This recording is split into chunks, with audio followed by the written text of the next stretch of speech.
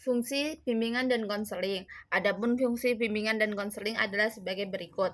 Yang pertama ada fungsi pemahaman, yaitu fungsi dari bimbingan dan konseling yang akan menghasilkan pemahaman tentang sesuatu oleh pihak-pihak tertentu sesuai dengan kepentingan pengembangan peserta didik. Pemahamannya meliputi pengembangan tentang diri sendiri peserta didik, terutama oleh peserta didik sendiri, orang tua, guru, dan pada umumnya, dan juga guru pembimbing.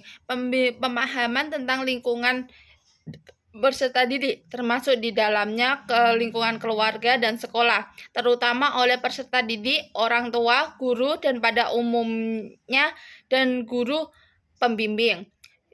Yang ketiga adalah pemahaman lingkungan yang lebih luas, termasuk di dalamnya informasi tentang jabatan atau pekerjaan, informasi sosial dan budaya, nilai-nilai terutama oleh peserta didik. Fungsi pencegahan, yaitu fungsi dari bimbingan konseling yang akan menghasilkan targetnya tercegah dan terhindarnya peserta didik dari berbagai permasalahan yang mungkin timbul, yang akan dapat mengganggu, menghambat, maupun menimbulkan kesulitan dan kerugian tertentu dalam proses perkembangannya. Yang ketiga ada fungsi penuntasan, yaitu fungsi dari bimbingan dan konseling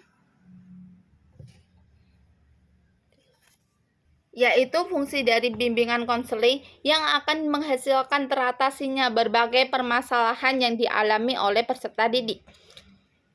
Yang berikutnya adalah fungsi pemeliharaan dan pengembangan, yaitu fungsi bimbingan dan konseling yang akan menghasilkan terpeliharanya dan terkembangannya berbagai potensi dan kondisi positif peserta didik dalam rangka perkembangan dirinya secara mantap dan berkelanjutan. Fungsi-fungsi tersebut diwujudkan melalui diselenggarakannya berbagai jenis layanan dan kegiatan bimbingan dan konseling untuk mencapai hasil sebagaimana terkandung di dalam masing-masing fungsi itu. Setiap layanan dan kegiatan bimbingan konseling dilaksanakan harus secara langsung mengacu pada satu dan lebih fungsi-fungsi tersebut agar hasil-hasilnya yang dicapai secara jelas dan dapat diidentifikasi dan dievaluasi. Prinsip-prinsip bimbingan dan konseling. Sebagaimana yang kita ketahui, prinsip-prinsip yang merupakan paduan hasil kajian teoritik kajian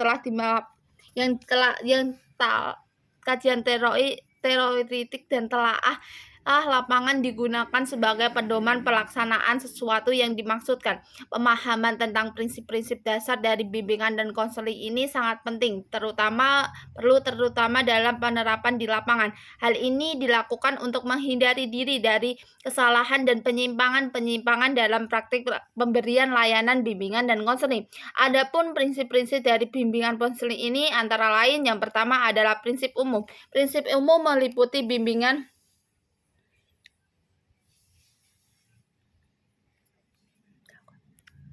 Prinsip umum meliputi bimbingan berhubungan dengan sikap dan tingkah laku individu yang unik dan ruwet.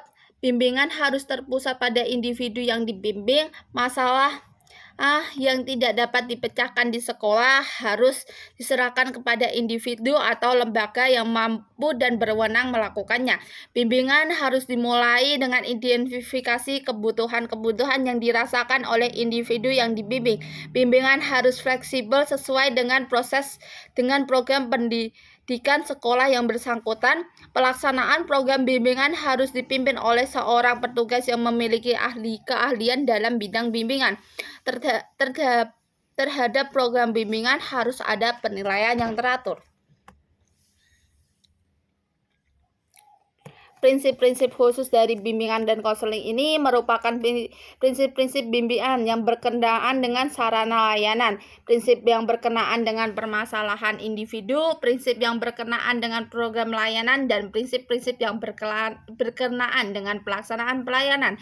Yang berikutnya ada orientasi bimbingan dan konseling. Titik berat pandangan atau pusat perhatian konselor terhadap kliennya yaitu orientasi bimbingan dan konseling akan diuraikan sebagai berikut.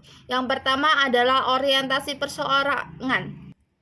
Orientasi perorangan, bimbingan dan konseling menghendaki agar konselor menitikberatkan pandangan pada siswa secara optimal.